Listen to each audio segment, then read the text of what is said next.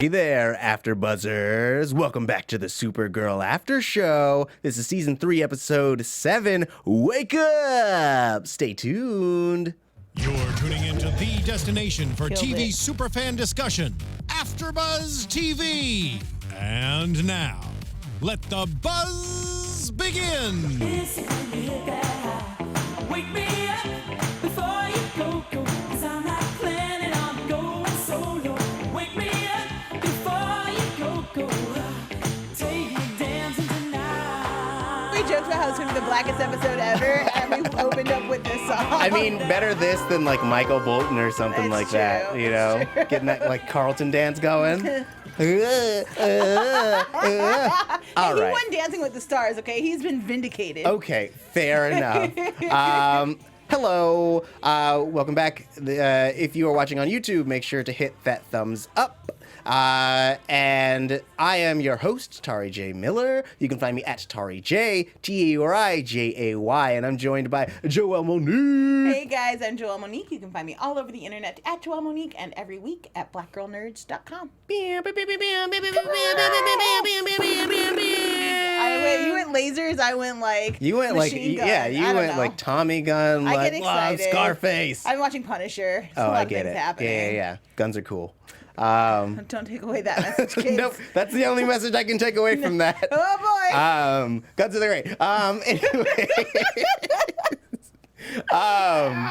So I feel like we had a really good episode of Supergirl this week. It was high drama, which, I've been complaining about. Yeah. Even though Mon-El came back, it was, like, satisfying. Mm-hmm. It didn't feel, like, too soon. I did have one gripe, which we'll get to later, but, Okay. like, a lot of things coming to fruition here. It was nice. Yeah, I feel like it was a really well put together episode. Like there was enough intrigue that kept you intrigued. Sure did. And also just a lot of like really interesting heartfelt moments in addition to really heartbreaking moments.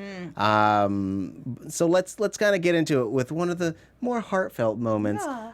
We were keeping up with the Joneses this week. We got to spend time with John and his dad. His dad has felt kind of like a prisoner since he had been a prisoner for 300 years. I actually thought that they were going to talk about like what it's like being a prisoner and then trying to live in... No black people are right for this show. We'll get to that I later. I know. But that's for other shows to deal with. It was like, they're like, we'll broach the subject, but we don't want to go too into it. Right. We don't really have time for the Johns. Can we just talk just really briefly about how upset I am that Martian Manhunter once again is being left out of the crossovers? When am I going to get Papa Joe and Papa John in the same room to have a conversation? He's too OP, bro. I need the dads to talk. I need them to be like, man, we're raising these kids as hard as single black fathers. Like, it's all the content right there. I want it. I'm hoping that, I mean, between all the different shows, we're gathering up a really good roster of black characters. So I'm really hoping that, like, there's just a mini crossover where every black character gets together and is just like, They're all just these gonna shenanigans, save it am for I the right? Black Lightning. They're like, oh, perfect. All secondary black characters can just go to that show. Bro, I'm into it. First one off. You know, Mara Broccoli Keel's running it, so they're going to get into it. So I'll be happy with it. Oh, yeah. I just can't wait. But these Joneses. Yes. I really liked this moment that or not even the moment, but I like the idea that you can have two Martians having a conversation, but ultimately it's like every conversation you have with your parents being like, you're too obsessed with your work and I wish you would just, take some time off and really try to engage with me. You don't call me. You don't spend time with me. I like that his friend has, like, poor Win is like, so something's not right with your dad. Yeah. And I just feel like maybe if you took him outside, almost like he's a dog, like, take him for a walk around the park, let him get some sunshine on his face, and maybe he'll, like, open up a little bit. Yeah. Which, bless Win, like, who continues to be the heart of this team. I really appreciate I honestly really appreciate that it was him who was like, maybe, like, just talk to your dad. And I also really appreciate that Jean was like, because I was just home for the holidays to visit my folks, and they were like, can you maybe not be on your phone right now? And I'm like, oh, well, this is just default mode. Just right. so you know, like, I'm breathing, so I'm on Twitter. It's okay. And they're like, no. put it down. And I was like, oh, there's like a whole room here. Like, who even knew? I appreciate that we went there with John. Yeah. It was so relatable, even though like the circumstances, which I feel like we always applaud this show on, and that like they always find a way to take these really extreme circumstances and really bring them back home and keep them super grounded. Yeah. And then make great jokes on top of that, like coffee. It's just called coffee. Just calm down, Dad. Jesus, so extra. This is brown water. That's a terrible way to describe coffee. Don't ever do that again. I mean, but it's true, though. It is just bean juice, so. Yeah. I don't know if I like that description of it. I prefer brown water to bean juice. I mean, it is. technically. Look, you're correct. I just don't like it. That's fair. But yes, and oh man, we get that really cute moment when John is like, "Hey, I acknowledge your feelings and let's live together." Oh. Yes. All of the hopefully stories we get of like how awkward is it to move back in with your folks, like, because John's dad, when we saw in previous episodes, he's like a loving grandfather, he's open, but I also get the feeling that he's kind of like has a very set in his ways. He's a very proper kind of person. Yeah. So I'm wondering what that dynamic will be like, when they're both trying to get ready in the morning. Yeah. What is that experience like? But also, bomb apartment. Did you see that window? Oh, yeah. Where he's like, it's not much. I'm like, okay, I live in LA. Let me tell you, I don't know what prices are like there. But here, primo apartment. Beautiful, exposed brick, like giant windows, everything you want. Dude, all the apartments they get in these shows, and it must be like a Vancouver thing, but they're always super giant and amazing. Kara's looking. apartment is so beautiful. Oh yeah, she can fly in and out of her windows. off her balcony. Yeah,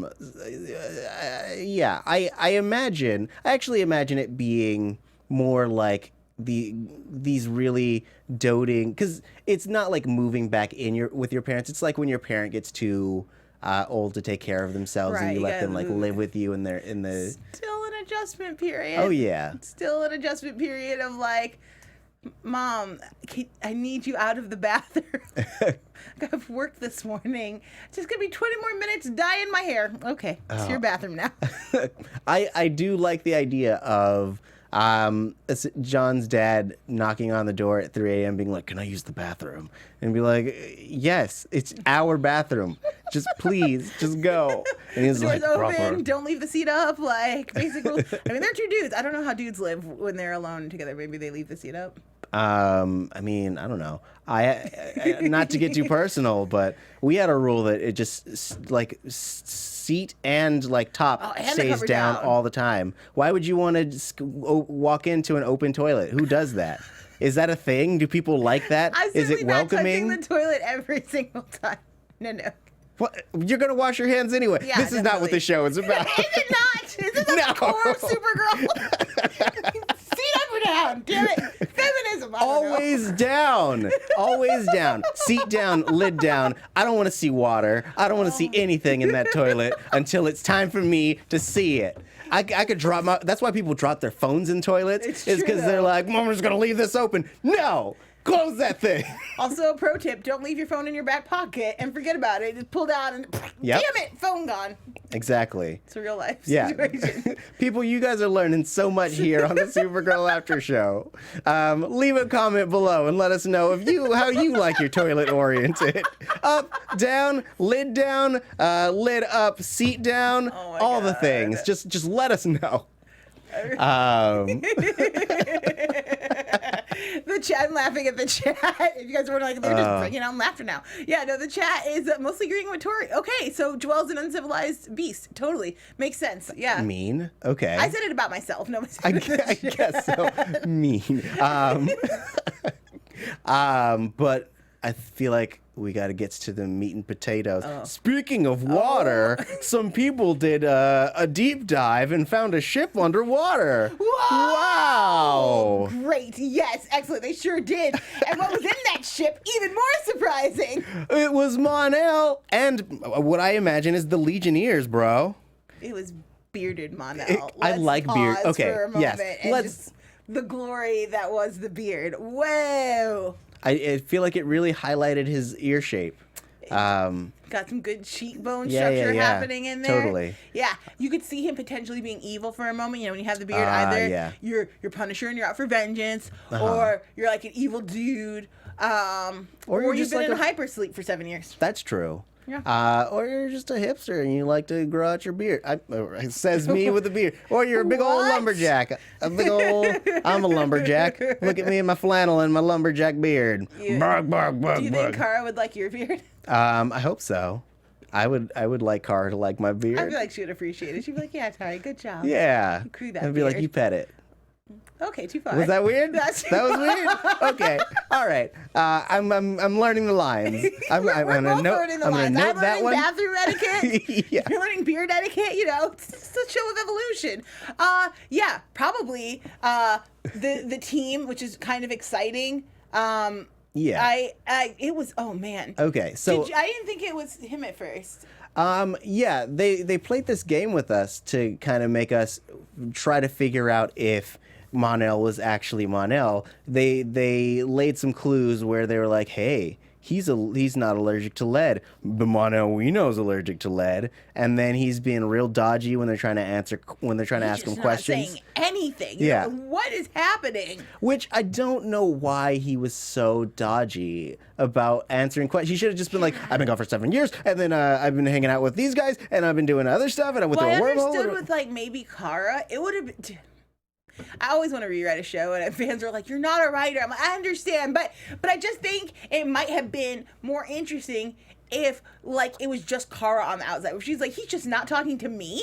Like, oh, so you guys know y'all are gonna go back to the ship, but not me. Why? What is happening? Why? Yeah. Because we know Kara. Like that's gonna drive her absolutely off. Like my sister knows and John knows, but me no. I think that might have been more interesting to see him be like, I just can't. I'm just not ready to talk to you. Like he is married and still wearing her necklace. Like that is some intense devotion.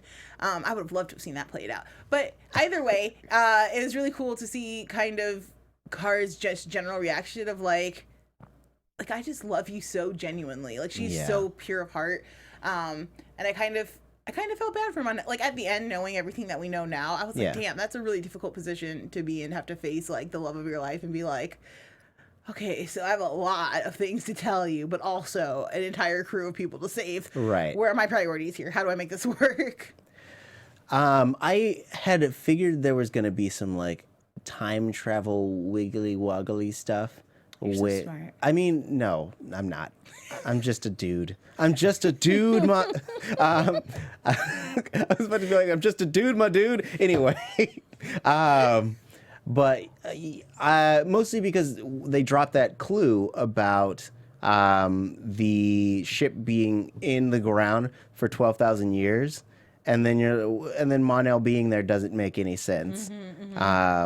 In that case, because how could he be in hypersleep for 12,000 years if he was hanging out with us 7 months ago? I have a bajillion questions because I totally skipped. Okay, so like I heard 12,000 years, and then I was like, oh, well, maybe they just like miscalculated, and the ship is because he said he just got back. But okay, so he went to the future. Yeah. Lived there, physically lived there for 7 years. Yeah. Got in a ship for reasons we don't know yet. Yeah. To come back. But missed the mark by 12,000 years, was like, we'll just sleep here until such a time as we. Wow. I mean, it's like in Beast Wars, when they intended to go back to when human civilization was in its peak, but they accidentally went back to the like prehistoric era and ended up being beasts. Or the Planet of the Apes, when he comes back to the planet and he thinks it's Earth, but it's too far. The apes have already taken over. Right. Yeah. Exactly like that. Time travel's hard. It is hard. It's real hard. It's a science, but getting it exact, challenging. Right. It's almost like it's rocket science, but like times 100. With actual time involved. Oh God. So yeah, we find out that he's essentially married to I forget her regular person name, Imra, but in comic lore she is Saturn Girl. Okay, Imra is so much better. Yes. and she's part of the Legion of Superheroes. So I'm assuming we are to assume that they are the rest of the people in the pods. But we had this moment when Kara and Mon-El just reconciled.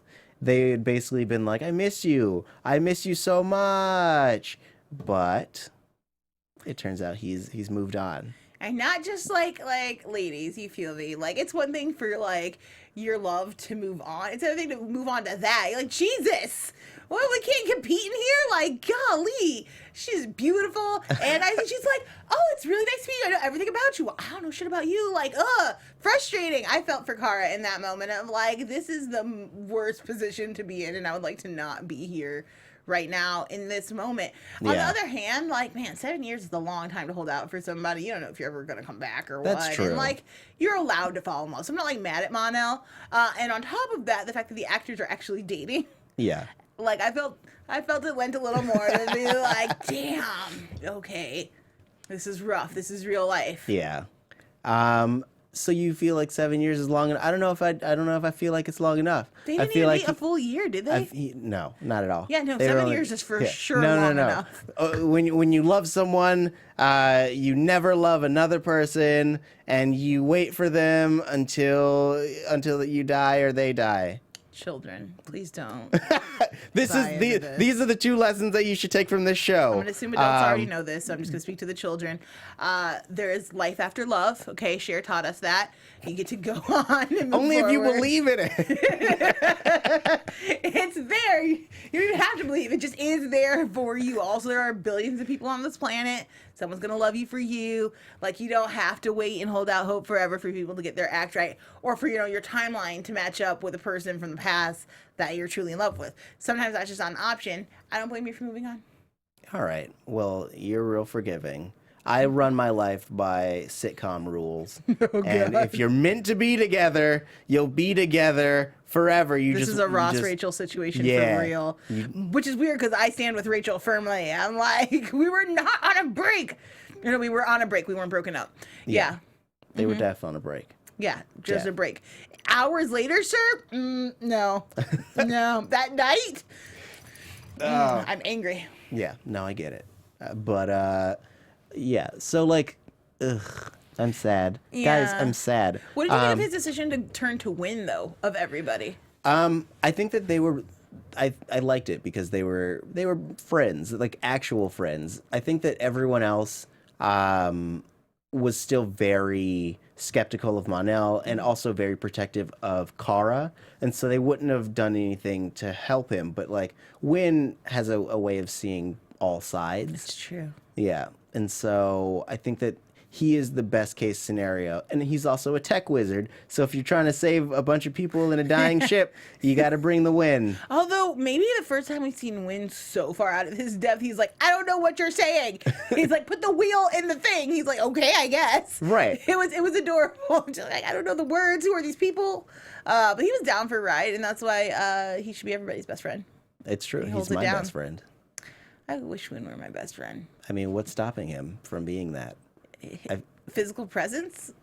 I don't know. I feel like anyone can be your best friend if you just say they're your best friend. Oh, wow. Joelle, we're best friends. I feel that. Yeah. Can Beyonce also be my best friend? Yeah. Great. So, B, I need a lot of things. So much help. Help your best friend out. I don't know if you know this, but best friends don't do anything for you. They just are your best friend. That's not true. All right. I think we have different philosophies, just like in love. Anyways, okay. So I want to get to unless you got more Mon-El stuff, I want to get to the meat and potatoes. We talked about them on the ship. Yep. And that was pretty much the end of that story. Yep. So no. Okay. Good on that subject. I guess one thing I want to say is I really liked when she cold cocked him after he took out those two guards, and she's like, pop, pop, and then threw him in prison.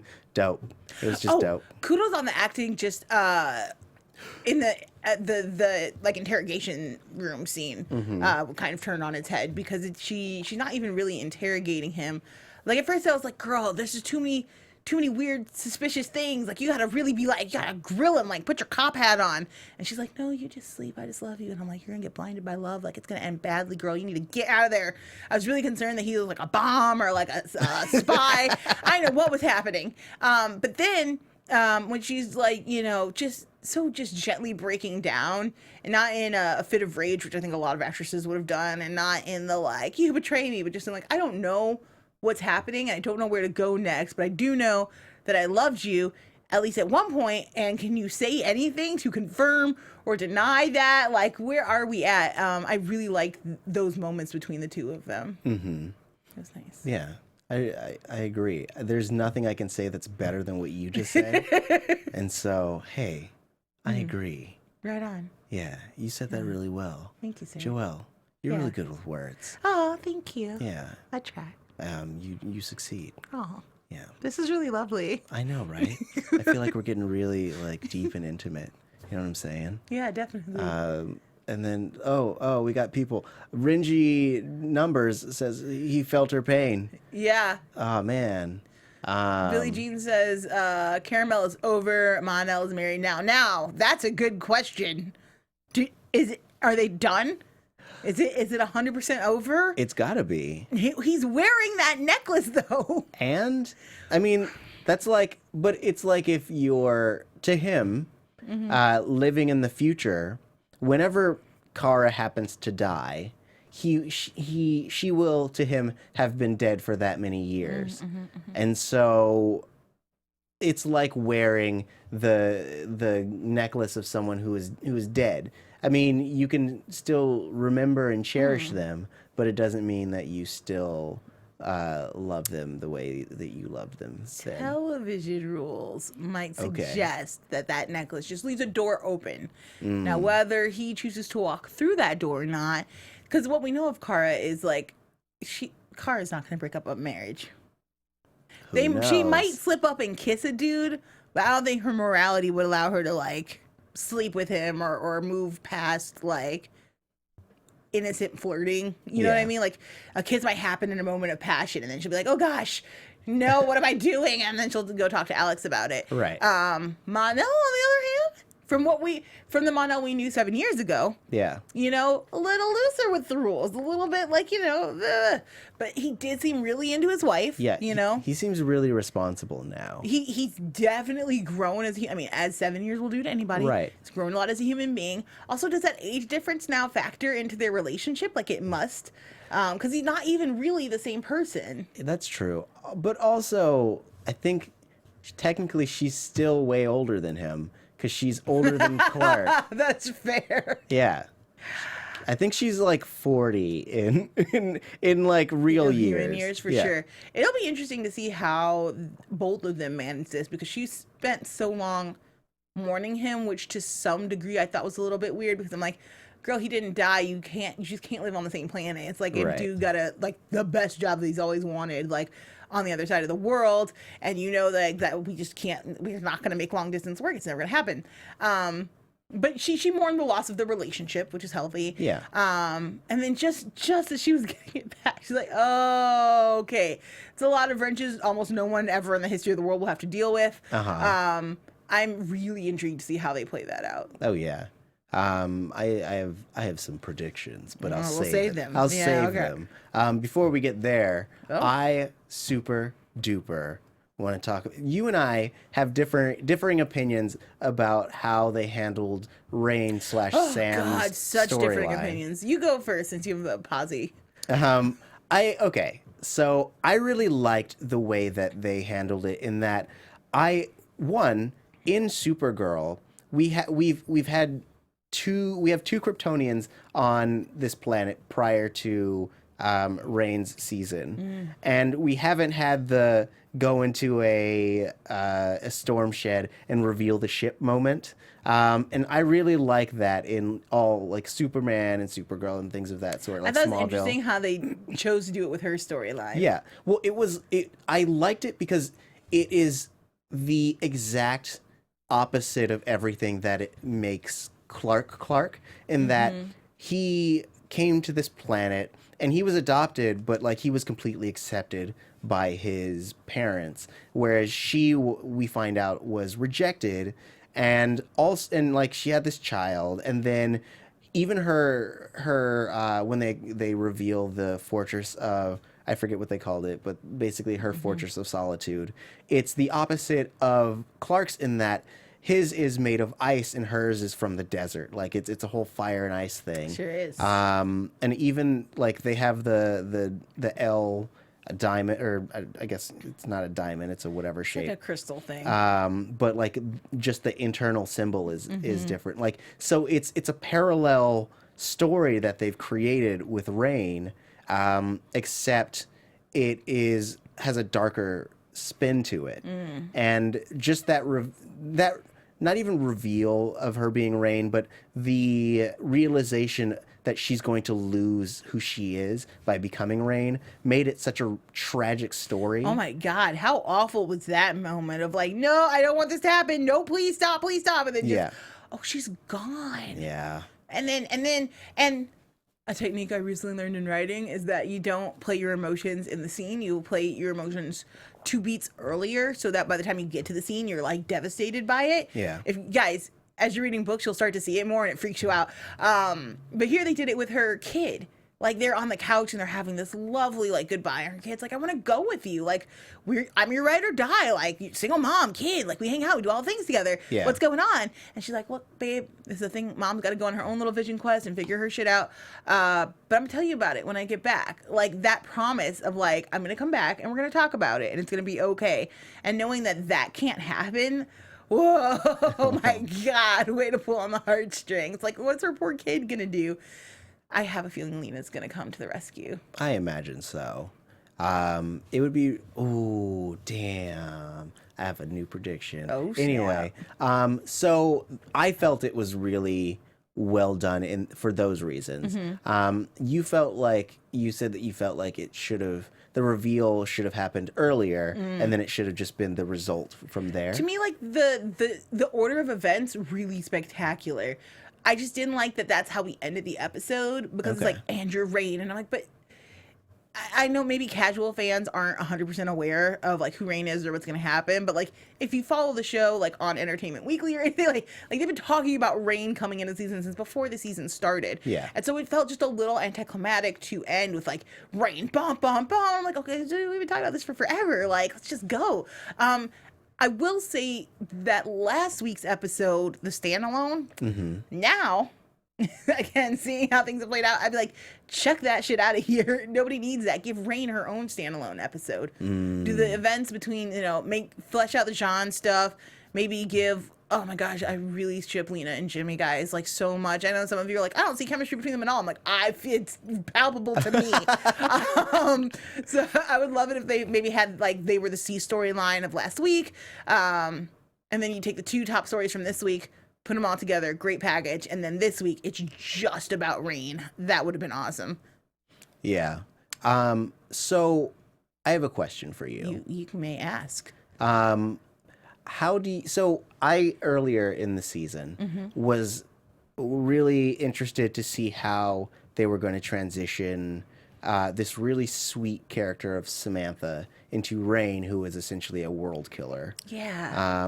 And I thought maybe it was going to be an emotional thing, like they break her emotionally and then she turns to Rain that way. But it turns out that like everything that is Samantha was essentially she was a sleeping operative. Yeah, definitely. So do you feel like that is more or less powerful than if it is a emotional transition of her being one person and then having to be molded into that new form?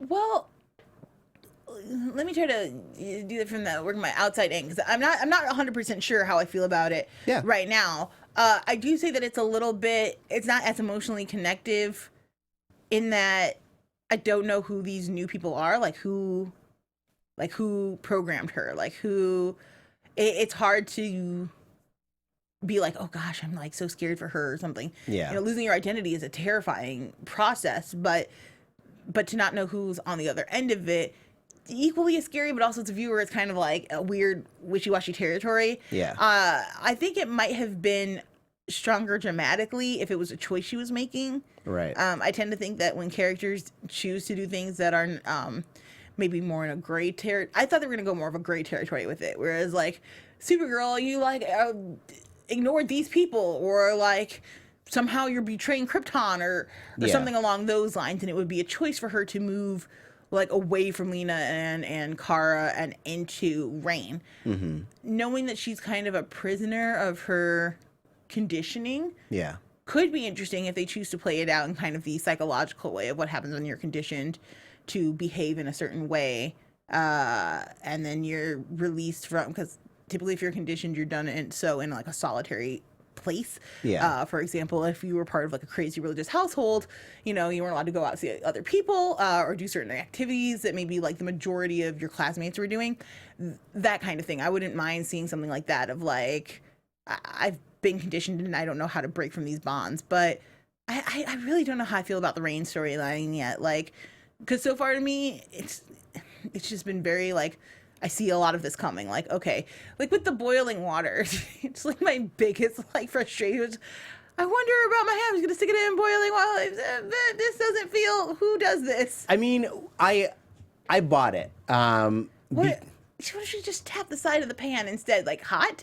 No, you gotta. It's you not gotta, hot at all. No, you gotta really like go for it. You gotta plunge straight in there. Like, I mean, I feel like if you gotta go extreme, if you're like, do I have superpowers? I mean, the next step is like, she's like, all right, I survived one bullet. Let's see if I do it again. But like boiling water is fine. For whatever reason, the bullet makes more sense to me. Like, yeah, definitely try to shoot your, you know. No. Yeah, definitely. So for whatever reason, that makes much more sense than like hand in boiling water. I don't know. Yeah, remember, kids, guns are cool. Joelle says guns are cool. No, I do not. Joelle says guns are cool. Tauri, that is slander. It's just slander. Yeah. I mean, technically, it's just fake news. Boom. Boom. Snooze. Okay. But yes, I feel here are my feelings about Rain. Mm-hmm. I like that we spent the last 6 episodes, I guess 5 if you don't count the standalone episode. Yeah. The last 5 episodes kind of learning her life as a regular person, because I think if we hadn't done that, then the like gray transition, I think that would have been just like a easy cop-out way for the writers to go about it. But since we had oh, sorry. Yes, that's what I was. I got you. You're there. Yeah. I'm there. Okay. Since we had, I like that we have essentially built up a love for this character. That we had that moment where she, Lena, and Kara were like, "We're sisters," and now that's been taken away from us. I forgot they made declarations of auntyhood, which for me are like, if I make a declaration like I'm gonna be an aunt to your kid, like I'm gonna be an aunt to your kid, right? Which is kind of perfect in this situation. Like, I imagine, like, definitely Lena stepping in, Kara stepping in. Lena's going to have a problem because she doesn't have kids and she was raised by crazy people. Mm-hmm. So it'll be interesting to see how she handles working with a child one-on-one. Or how she could, I mean, Mon-El and his wifey are there. I don't know what their plans are, what they're doing. Hey, you guys want to take a kid to the future with you? Just grab this one, like, hang out. She's cool. You know, there is a story arc where Supergirl goes to the future to be with the love of her life. Yeah. So there is, you know, there's room for that story to be explored in here. It's true. I just, I like that we had this relationship taken from us, and now like we get to deal with the consequences of it. It like, and also it means that there's a chance that there's going to be this internal struggle that we get to play with. And I don't know if you know this, I love Jekyll and Heidi type situations. Oh, me too. I can't get enough of them. It's fun to watch someone struggle internally. Yeah. To be like, that's why I love the gray Jedi theory. but I also lost it. This also gives a really cool opportunity for. I like the way. Like, we know the show's all about girl empowerment and stuff, and we know that Rain's child is like the curveball. They're like, well, we didn't plan that. That's super unfortunate, but she don't mean anything. And I'm like, you discounting her says a lot to me early on, and I really want like a Buffy moment where, like, I don't know if you guys seen the season finale of Buffy, but at the end, Buffy's like, it shouldn't just be the one Slayer. Like, all girls have power, and she releases a crystal, and then you see like a girl like hit a ball out of the park, and you're like, yeah, girls can achieve too. It's super corny because it's written by a dude, but it also did have like an uplifting spirit to it. I really want this to happen in like the end of this arc, where it's like the daughter that comes to save the day. She is the unplanned external force, which is really cool, and I hope she gets a really dope girl power moment, because that little girl's been killing that role too. That's true.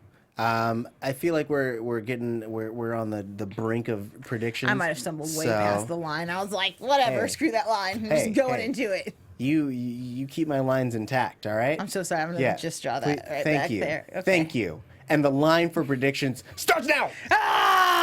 Boom. And now, that music cue your was on AfterBuzz point. TV. Well, so Davy Elmer says that Sam is gone. She's just Rain now. Do you believe that? Or I think that, kind of like what you were saying, that essentially the daughter is going to be the key to bringing her back. It will be the one thing that grounds her to this world. So even if she tries to kill this world, her daughter lives here, and she's not going to do it. So either be woken up or, Mommy, no! Like, as the whole world is on fire, and then she'll, like, come back down from the sky and be like, what have I done? Yeah. Yeah, totally. No, that's absolutely what I'm predicting. Supergirl will have to fight her, and maybe that'll make the daughter question things, and maybe she'll be like, well, maybe I'm evil, too, because am I my parents, you know? Yeah. Yeah, hopefully Clark comes back, because I really like that guy that plays Superman. He's so good. He's so good as Superman. Like, he's my second favorite Superman. First being? Christopher Reeves, obviously. Got it. Of course. He knew who Superman was. If Henry Cavill was allowed to keep the mustache, he might be my second favorite, but he was not, and then he had weird chin. But yeah, there's a lot of opportunities, and again, I think that Supergirl's done a really nice job of opening its world to a bunch of different stuff. I'm excited to see where they go with, like, finding the new fortress. Does that F with Superman at all? Like, because Superman's kind of special. Like, Kara doesn't have a lot of the, like, mementos and keepsakes because she has her memories of it. Like, she doesn't need all of the stuff. Yeah. She was there. She lived it. But this chick is just like Superman. Like, just exact opposite parallels. And I wonder if we'll get to see him come in and wrestle with these ideas at all of not being, you know, number one, of not being the most powerful, because Rain's a world destroyer, so you know she's going to come in as a heavy hitter, which is going to be really exciting to see too. I would like to imagine that, kind of like what you were saying, that he and Kara will talk her down. Like, I as much as I love all out, brawl out, fisty, pumpy fisticuffs, I would like the resolution of the season to be more of a, I guess, a more of a philosophical one. I know that for most fans of hero-y type stuff, that might seem a little anticlimactic, where essentially they're like, oh man, why aren't they punching their enemy to death? Sure. But I would really like it to be them kind of having her suppress her other side. Though my other prediction that I thought of earlier was, if they have to kill Sam to kill Rain, then I think that Alex should adopt Ruby because she wants kids so bad. Yep. Tauri J. That's me. Oh, Hi. that's such a good idea. I was putting them with a straight couple because I'm an awful person. Of course, you should go to the queer chick. Like, learn and, like, just, experience life. Single motherhood. So many story potentials. Yes. I love it. It also sounds to me like maybe Rain could be a really good, like, Darth Maul-esque character, which, if you follow Darth Maul's arcs through first the Clone Wars the movie, and then the cartoon series Clone Wars, and then finally to Star Wars Rebels, where, small spoiler alert, He gets chopped in half. well, Spoiler alert. thank Yeah. you. Sorry, guys. He does die. And to your point of like wanting fisticuffs and big explosions, like as a fan watching, I was like, finally, Obi-Wan and Darth Maul meeting for the last time. We know it's going to be the last time, and it's going to be epic. That fight happens in maybe 4 seconds. It is so fast. It took me 3 more times, and some fans sending me angry letters of like, why don't you understand this? It was a samurai fight. Yeah. It was a final draw, and it was quick, and it didn't need to be anything more than that, because like decisions had already been made. Like, Obi-Wan is a better samurai. Like, he's at peace with himself. He's not fighting from a place of anger or hate. It makes sense. I would love to kind of see that too. If we get the Jekyll and Hyde aspects of Reign, of her struggling like good and bad, and does this world need to burn? Because she suffered a lot of injustice throughout her life. Maybe starting from scratch and not so bad, and I can save Ruby, and I don't have to like the rest of this place around. I don't care about anything else. Yeah. And then to see her have to have that quick, just 1-2 punch fight with Kara, or even if it's less of a fight and more of a like discussion. You know, any of those could be good, you know, as long as the arcs and they're really grounded. But, you know, this show is pretty good at that stuff. So Yeah. I have faith it's going to be exciting. I just know how I personally wanted to play it. All right. I got you. I got you, girl. And you can tell everyone online on your Twitter. Where can they find you? Guys, I'm Joelle Monique. You can find me all over the internet at Joelle Monique every week at blackgirlnerds.com. If you're on my IG, which is Joelle_Monique, you can see cool stuff from I was at Vulture last night with Lena Waithe in Common. It was really cool. My lips are sealed until the show premieres, but get showtime. Also, Star Wars coming up. I'm not sure if I'll be at the premiere yet, but I will be doing Star Wars related things, so definitely follow up on that. And if you guys like this show, you know, if you're into the superheroes, I host another show with Carrie D. Lane. It'll now be Mondays at 5 o'clock. It's called Animation Weekly. Please go check last week's episode. I had Bob Bergner. He is the governor of the Television Academy Awards, but he's also the voice of Porky Pig. And his story is so damn inspirational. You're going to love it. And then, you know, join us next Monday here where we talk about all the cartoon stuff. It's a good time. Dope. And I'm Tauri J. Miller. You can find me at Tauri J, TAURIJAY.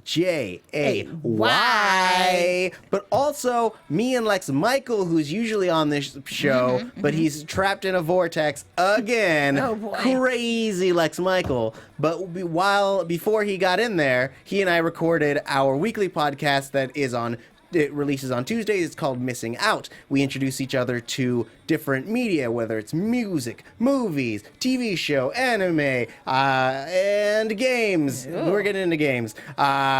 And we give first impressions and what it's like to look back at it from a retrospective perspective. We are the retrospective that's introspective. So freaking great. Hell yeah. It's So amazing. check us out. Find us on iTunes, Google Play, and Stitcher. And thank you for joining us here on AfterBuzz TV. This has been the Supergirl After Show. Don't forget to like and subscribe to get us here every week. 5 stars if you can. And we're here every Monday at 10 o'clock. Join us next week for the sweet, sweet crossover, baby. Bye. From executive producers Maria Menounos, Kevin Undergaro, Phil Svitek, and the entire AfterBuzz TV staff, we would like to thank you for listening to the AfterBuzz TV network.